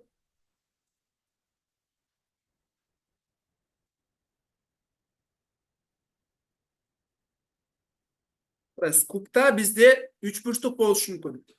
Эң чоң кубка баткан үч бурчтук бул мындай. Менде кыска көк болгон туурабы? 3 көк кыска диагоналдардан түзүлгөн. Аккуратно чыгып коеюнчу. Видите, бул кандай? Бул үч бурчтук кандай? Тең жактуу. Анын аянты А тамыр 2, жактары А тамыр 2, А тамыр 2. Демек анын аянты кандай болот? Анын аянты жалпы мисал менде тең жактуу үч бурчтуктун жактары xx болсо, аянты x квадрат тамыр 3 бөлүнгөн 4. Демек А тамыр 2'nin квадраты көбөйтөбүз тамыр 3 бөлөбүз 4. Аянты кандай болот? Аянты А квадрат тамыр 3 бөлөбүз 2. Прям чыгарууга мен көп көңүл бурбайм, биз ушунун баарын түшүнөбүз. Башка үч бурчтук болушу мүмкүн. Кандай дагы үч бурчтук? Эң кичинекей үч бурчтук бул стенканын жарымы. Көрдүкпү? Бул стенканын жарымы. Видите, бул сары болгон үч бурчтук, бул стенканын жарымы, ушул эң кичинекей үч бурчтук. Бул кандай? Эң кичинекей үч бурчтук ушул. Ал кандай үч бурчтук? Ал үч бурчтук мындай. Мындай. А гипотенузасы А тамыр 2. Демек аянты канча? Аянты А көбөйтөбүз А бөлөбүз 2, А квадрат бөлүнгөн 2. Анан башка үч бурчтук бар. Орточо. Орточо үч бурчтук мындай кетет. Мындай түшөт. Көрдүкпү? Бул орточо үч бурчтук. Ал үч бурчтук кандай? Ал үч бурчтук мындай. Бийиктиги А, негизи эмне? Негизи А тамыр 2, гипотенузасы А тамыр 3. Бирок аянт үчүн менде кандай болот? С А көбөйтөбүз А тамыр 2 бөлөбүз 2. Демек А квадрат тамыр 2 бөлөбүз 2. Так, бул бизге түшүнүктүү формулалар чыгаруу туурабы? Аянттар. Түшүнүктүүбү? Ооба. Ооба, түшүнүктүү. Суроо болсо азыр эле айтып кал сразу, что мындай туура эмес жолго түшүп кетпейбиз. Суроо болсо жок, суроо жокпу? Баардыгы түшүнүктүү туурабы? Так, хорошо. Эми мен силерге тема бүгүн өтүлгөн темалар көп, убактыбыз чектелген, бетиме кыска эле берейин, хорошо, тез. Так, потом дагы бир жолу көрүп калып, мындай түшүнүп калабыз, бири-бирибизге жардам берип, короче. Ладно, эми карайбыз. Бетте карайбыз. Бул получается көгүбүз бул чоң, туурабы? Орточо, жашылыбыз орточо, кызылыбыз кичинекей, туурабы? Эми эреже бар. Мен чоң аянтты бөлөм кичинекей аянтка тамыр 3 болуп чыгат. Чоң аянтты бөлөм орточо аянтка.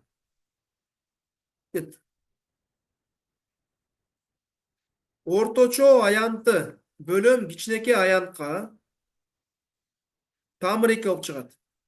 А вот чоң аянтты бөлөм орточо аянтка тамыр 3 бөлүнгөн 2 болуп чыгат. Ушул формулалар бул жактан келет. Көрдүкпү? Мен муну буга бөлгөндө, туурабы? Тамыр 3 чыгат. Мен бул орточону буга бөлгөндө тамыр 2 болуп чыгат. А мен Буну буга бөлгөндө чоңду орточого турабы? Тамыр 3 бөлүнгөн тамыр 2 болуп чыгат. Түшүндү? Бул сомондо ушундай суроо келет. Келип калышы мүмкүн. Келген кубту жакшы көрөт. Куб түшүнүктүү?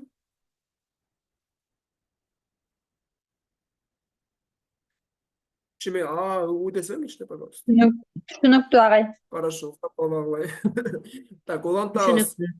Анан бул куб эң кичиси параллелепипед. Ну, параллелепипедти караганда кандай десем, 4, 3, бужабыз 2 турабы мисалы.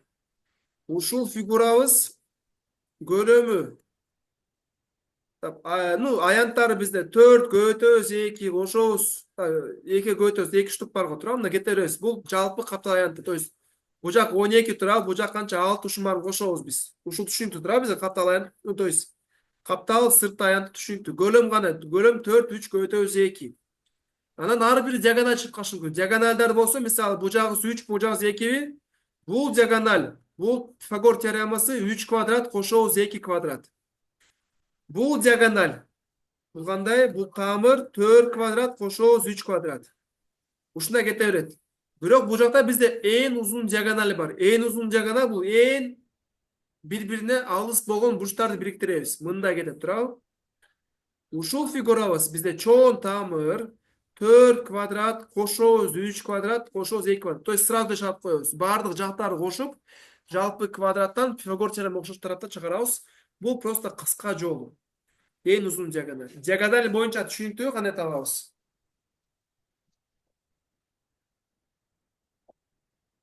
Диагональ түшүнүктүү? Түшүнбөй калдык агай. Так, Түшүнүктүү. диагональ болсо бул мисалы, жок коеюн. Мисалы бул диагональ турабы, бул стенкадан өткөн диагональ. Астында бизде 4. Көрдүкпү? Вот бул 4 астында. Вот бул 4. А бул канча? Бул 3. Деме бул тик бурчтуу 3 бурчтук. 3, 4 болгон 3 бурчтук. А бул гипотенузасы бул как раз диагональ. Демек, тамыр 3 квадрат кошобуз 4 квадрат. Ушундай табабыз. Бирок менде эң узун диагональ болсо, бул жактан бул жакка кетсе диагональ. Бул диагоналыбыз эмне кылабыз? Бардык жактарды 4 квадрат, там 4 квадрат, 2 квадрат, 3 квадратты кошуп чыгабыз. Бул диагональдарды параллелепипедте ар кандай табабыз. Болду, түшүндүрдүм. Эми карайбыз. Эми параллелепипедте мындай мисал келип калышы мүмкүн сомодо. Мындай.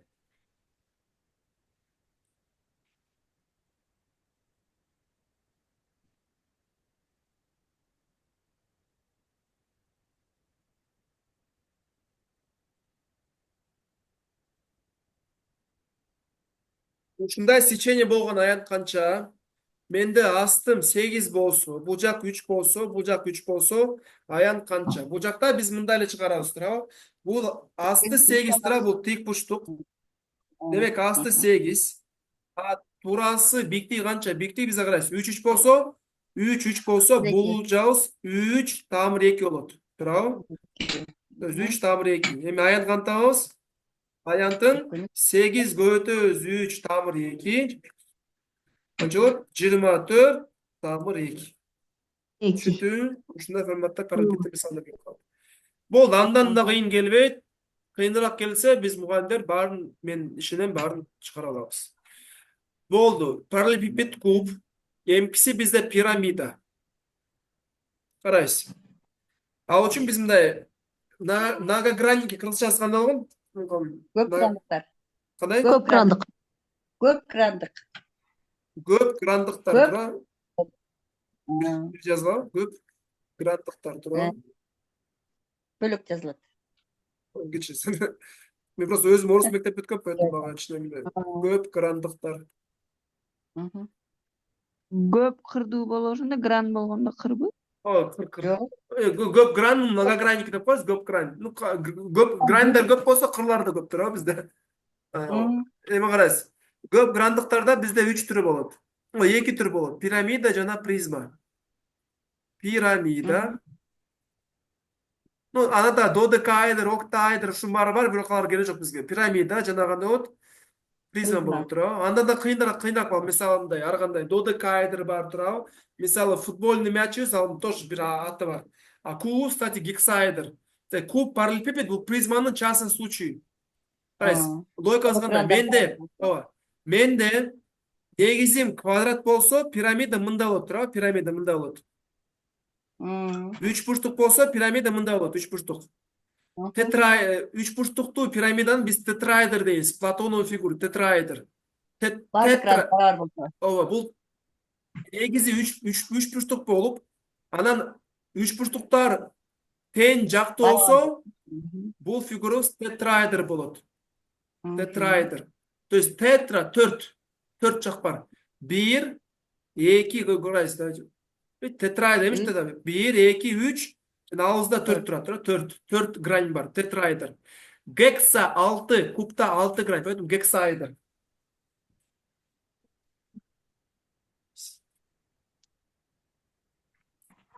Гексаэдр. Эми.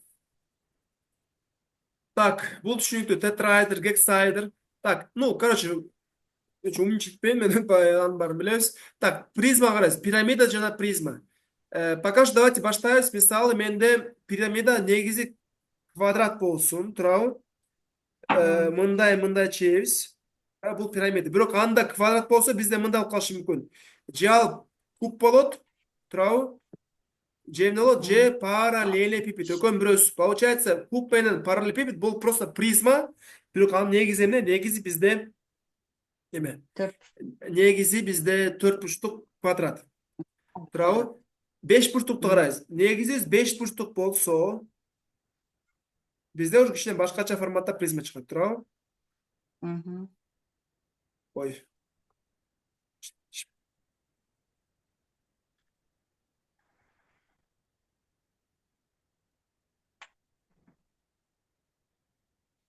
Карайсыз, эми логикабыз кандай? Логикабыз мындай. Көлөм. Карайсыз, давайте мындай. Бул жакта бизде негизи бар. Негизи бизде S. Ой. Эмне берет? Ой. Карайсыз, негизи бизде көрдүкпү? S. Бул негизи бар. Бул да кандай? Бул да бизде негизи. Представим, что эки негиз окшош. Анда эки тарабында S болот. Бул аянтыбыз S. Бул аянтыбыз S. Анан сыртындагы эмне бар бизде? Периметр бар, тура, узундугу. Узундугу бар, периметр. Бул түшүндү бизге? Анан бийиктик бар. Бийиктик H. Бийиктик H. Түшүнүктүү. Эми формуланы балдарга кандай форматта жаттатабыз? Кандай жаттайт балдар? Мен балдарга мындай айтам. Кичине кызыктуу, бирок интерес карайсыз. Менде призманын көлөмү бул Шрек. Барбы мында англисче жазылат. Балдарымды түшүнүп калат. Шрек деген бар го, Шрек. Шректик мультик Шрек көргөнбүз, турабы? Бул Шрек. Видите, SH, Шрек. Призманын каптал аянты, то есть каптал аянт бул кандай? Вот кызым коюп коеюн. Видите, бул каптал аянттар тура бизде. Каптал аянты бул бизде эмне? Бул бизде Фиона. Каптал аянты бизде периметр көбөйтөбүз H. То есть кандай? То есть Фиона. Түшүндүбү? Фиона. Шрек Фионада канча бала бар болгон, ким билет? 3-тө. 3 болгон, туурабы? 3 болгон. Получается, пирамиданын көлөмү бул Шрек бөлө, булар Шрекке окшош болгон, туурабы? То есть Шректи биз 3кө бөлөбүз. Бул пирамиданын көлөмү. Ну, бул просто чтобы Шректин бада, чтобы им интересно болот, туурабы? Мнемотехника аркылуу балдар жаттап калат. Получается, көлөм бул Шрек, каптал аянты Фиона, а пирамиданын көлөмү кандай? Шректин балдары. Бул жакта эшек жок бизде. Дракон жок. Бирок карайсыз, бирок бул жакта бизде мындай. Бул жакта пирамиданын каптал аянттык формуласы жок. Биз ар бирөөсүн анда бөлөк чыгарабыз, туурабы? Жок. Ошо. Бул формуланы кандай формада балдарга жаттатабыз? Бул түшүнүктүү бизге? Түсінікті. Ошо анан кандай суроо берип калышы мүмкүн? Сурайт. Пирамида боюнча карайбыз. Пирамида боюнча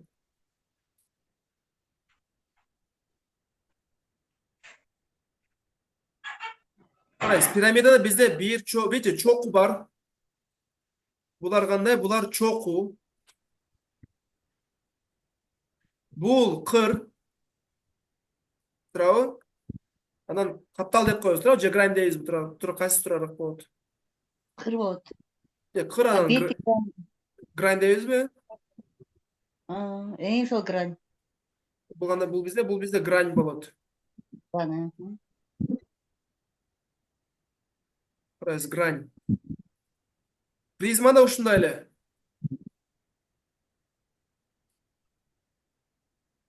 Бул негизи 6 бурчтук болсун.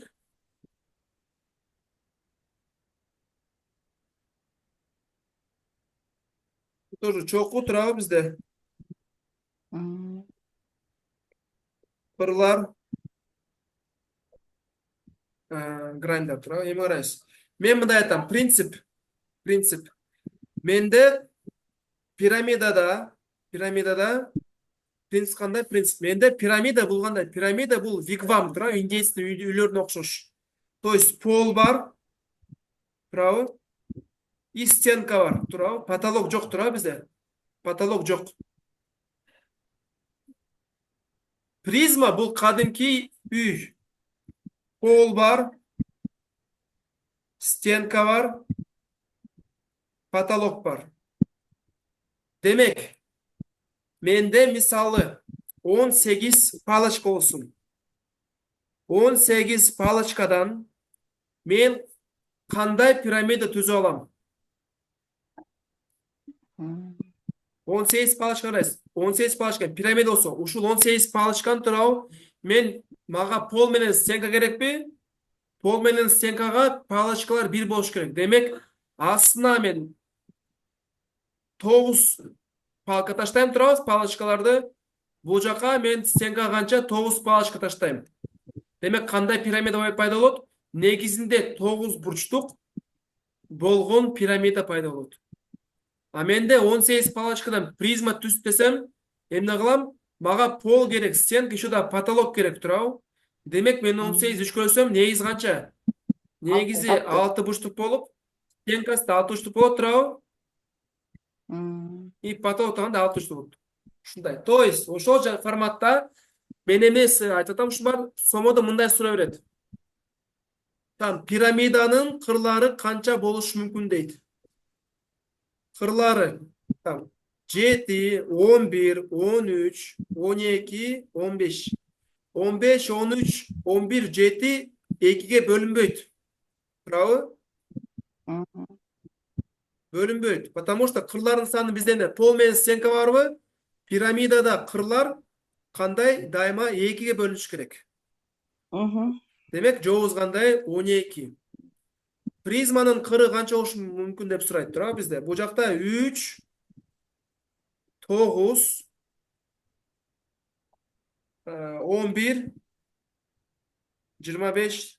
Так, призманын кыры бизде пол, стенка, потолок керек. Демек, призмада кырлар кандай канча бөлүнөт эжекелер? 3-ке бөлүнүш керек. 3кө бөлүнүш керек. Үчкө Демек, бөлүнүш керек.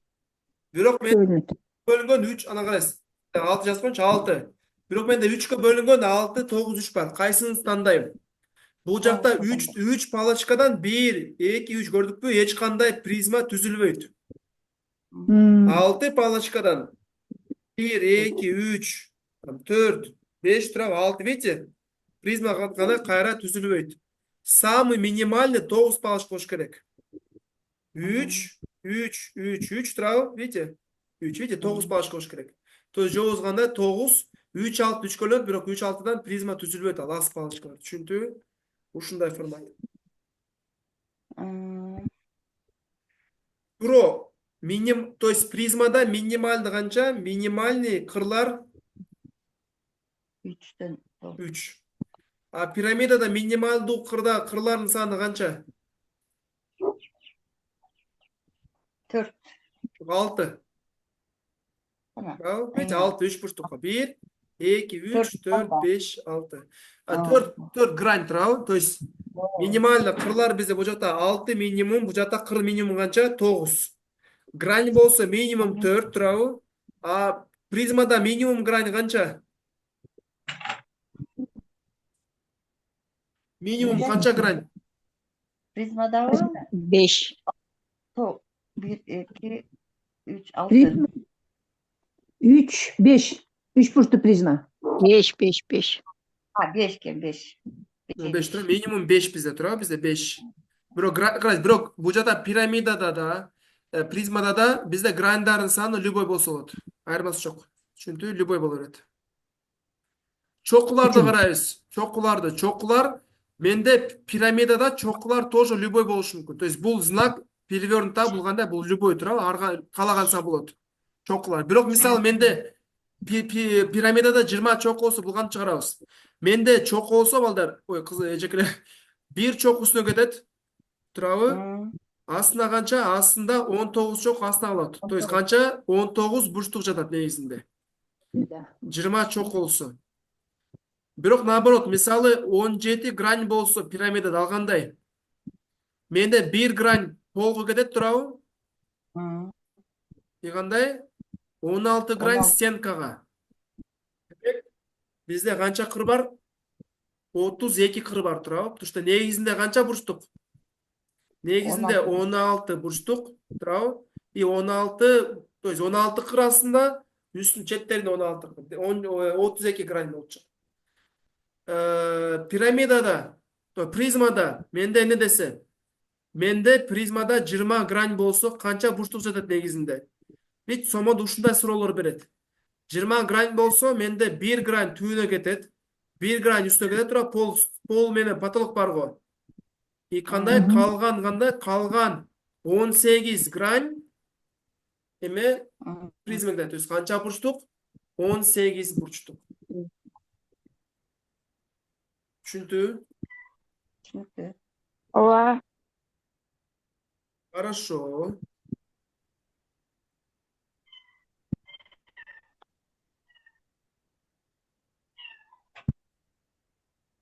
Убактыбыз бүтүп калды го. Хорошо, улантабыз. Эми, как мисал, чокулар болсо, чокуну айттымбы, кырды айттым, чоку мисал, мен мындай айтсам, менде 15 чоку болсо, 15 чоку болушу мүмкүн эмес.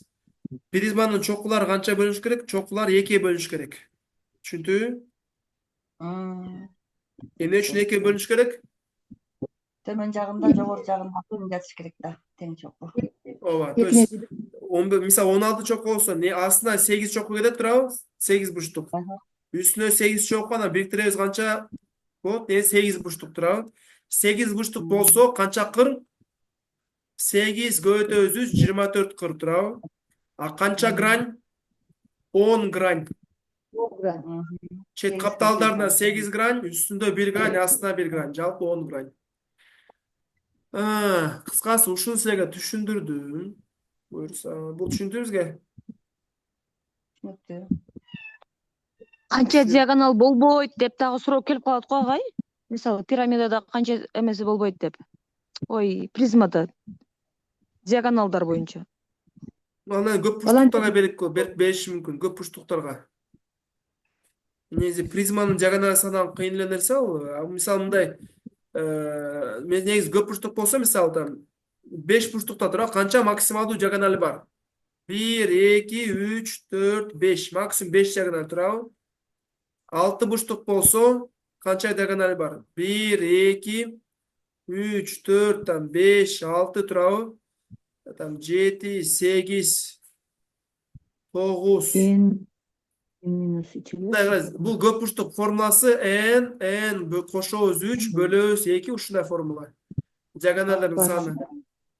Бирок ушунда такташ керек, я точно не помню. Хорошо, ушундай формула. Текшерип көрөбүз. 5 болсо 5, 8, нет, туура эмес формула. Бул формула туура эмес азыр. Минус эмеспи? -3. -3 ооба. -3.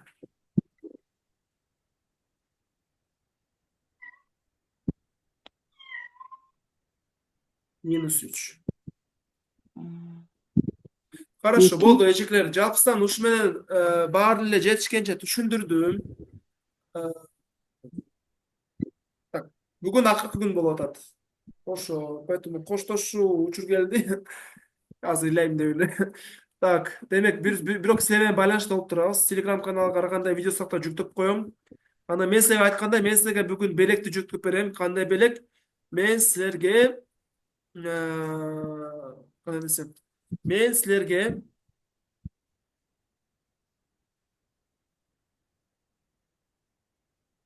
Тест или эс- так, мен силерге азыр бир мүнөт тост. Мен силерге тест мен силерге китеп салам. Китеп. İçinde birinci, ikinci жана üçüncü тест болот. Түшүндү? Ар бир тестте 60 суроо. И ар бир 60 суроонун талдоосу болот. Мгм. Талдоосу. То есть эмне кылыш керек? Сөзсүз түрүндө ушул тесттин ар бир 60 бирок биринчи, экинчи тесттин талдоосу толук, бирок үчүнчү тесттин дагы талдоосу до конца жүктөлө элек, бирок бул негизи свежий тест. Бирок ушул тестти силер эмне кыласыздар? Силер ушул тестти мектептен там печать кылып турабы, же окуучулар печать кылса болот, PDF-ти можете скачать, мен баарын WhatsApp-ка да салып коем. Ушул PDF-терди эмне кылабыз? Ушул PDF-терди биз печать кылып, өзүбүз чыгарып, аягында жооптор бар, түшүнүксүз мисалдарды видео талдоодо аркылуу карап, биринчиден өзүбүз тестти билип алып турабы, анан 60 суроону балдарга таратабыз, өз алдынча отургузабыз. Биринчи тест бул сомого максималдуу окшош. Бирок экинчи, үчүнчү тест булар уже деңгээли кыйын. Булар кыйын тесттер. Бирок мен айткандай, бирок сомого максималдуу жакын эле. То есть мындай башка жолго кыйын эмес. Сомого жакын, анан кыйын тесттер. Ушул тесттерди биз караштырып, чыгарыкмаларды түшүнүп, колдонуп, эмне кылабыз? Сөз түрүндө балдарга, анан биринчиден, то есть караңыз, биринчи өзүбүз чыгарабыз. Туурабы? Анан балдарды чыгартабыз, чыгаргыла деп. Анан эмне кылабыз? Анан ушул сабак учунда талдоо өткөрөбүз. Негизи 45 мүнөттүн ичинде бир сабакта можно максимум 10 мисал талдап чыкса болот. Максимум 10 мисал. Прям жакшылап түшүндүрүп, жолдорду көрсөтүп турабы, окшош мисалдарды берсек, максимум ашып кетсе 10 мисал болуп кетет. 10 мисал. Ошол себептен, конечно, можно больше, но там уже сапаты жакшы болот. Просто мындай жооптор айтып койсок болбойт. Прям максимум ар мисалды чыгарсак, 10 мисал. То есть бир сабак бул 45 мүнөттүн ичинде максимум 10 мисал чыгарабыз, а силерде 180 мисал. Демек, минимум 18 сабак керек. Ушул колдонмону толук бүтүрүш үчүн. Түшүндү? Ал колдонмо негизи жука, бирок абдан көп убакыт алат. Бирок силер ушул Telegramга, WhatsAppка бар жакка салып коем. Бирок ушул бүгүн.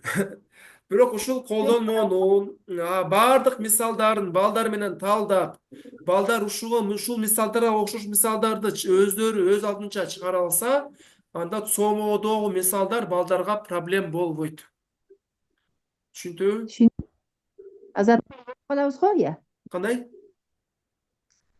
Муну чыгарып бүткөнчө өлүп калабыз го дейм. Ами. Аман эсен болгула. Буга 18 саат кетет дейт ошондо. 18 сабак кетет, ооба. Ал как раз ушул колдонмо бүткөнчө мен силерге дагы бир кошо материал жөнөтүп коем берсе. Ошо бүткөндө. Агаев, Ошол берген математикага дагы багыт берип коюңузчу, кандай темалар келет, окуучуларды кайсы темага даярдаш керек, ушулар боюнча. Айтып атпайбы, эсептерди көргөзбөй. 9 класска чейин. Негизинен ушул өтүлгөндөр окшош эле да. Негизи биз мындай, негизи кандай темалар болсо мен силерге темаларды прям так айта албайм, потому что ал мисалдарды караш керек. Кандай мисалдар келет? Негизи мындай караганда тема 9 класска чейин бардык темалар эле келет. Просто анын подходдору башкача. Биз негизи мындай Мектепте просто бул программаны мисалдарды алыш керек, материал алыш керек. Ушул материал боюнча даярдаш керек. А мында тематический план жазып берген бул бесполезно, потому что силерде ушул теманы айтсам, ушундан түшүнүп, бирок силер түшүнүгөндөн мисалдар биздин мектептеги мисалдар сомого окшош эмес. Анан башка короче болбойт. Просто материал алабыз. Мен силерге азыр жөндөтүлгөн колдомону алабыз. Бирок нары менен көл мен былтыр силерге ушул колдомону көрсөткөм.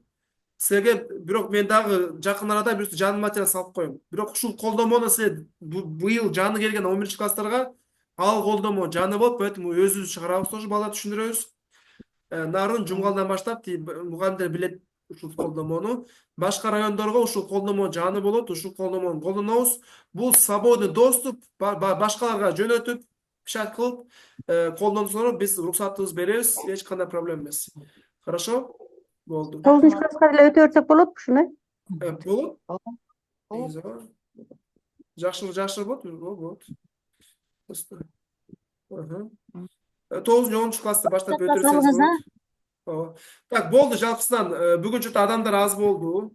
Эми майрам күнү көпчүлүк майрамдап жүрөт. Бирок мен буюрса записти карайт. Болду, сабак баары жактыбы, тренинг жактыбы, баары жакшыбы?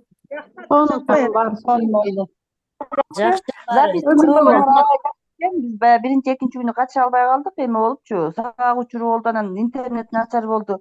Бирок запись алып койгон жакшы экен. Рахмат. Запистер болот буюрса. Силерге рахмат. Менин оюмча биз көп темадагы жетишкен жокпунго. Анан математикадан сырткары башка суроо берейин дедим эле. Мына жерде азыр сиз видеодон чыкканда артыңыздагы фон көрүнбөй турат да, однотонный мисалы баары аппак болуп же баары кара болупчу. Ошону кандай кылып Бул эме зумдун функциясы го, зумдун функциясы өзүндө ушундай. ошо кайсыл функция эме Размытие фона бар ал жакта. Рахмат. Убрать фон деген болуш керек ал жакта. Зумда өзү эле автоматически ушундай берет. Хорошо. Все, болду, сабакка чоң рахмат. Жакшы калгыла. Буюрса дагы байланышта болобуз, Жакшы калгыла.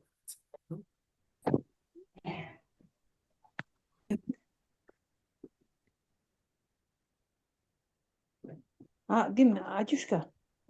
Эми о жерден өчүрдүм, эми муну бастым, мындай болду, зумдан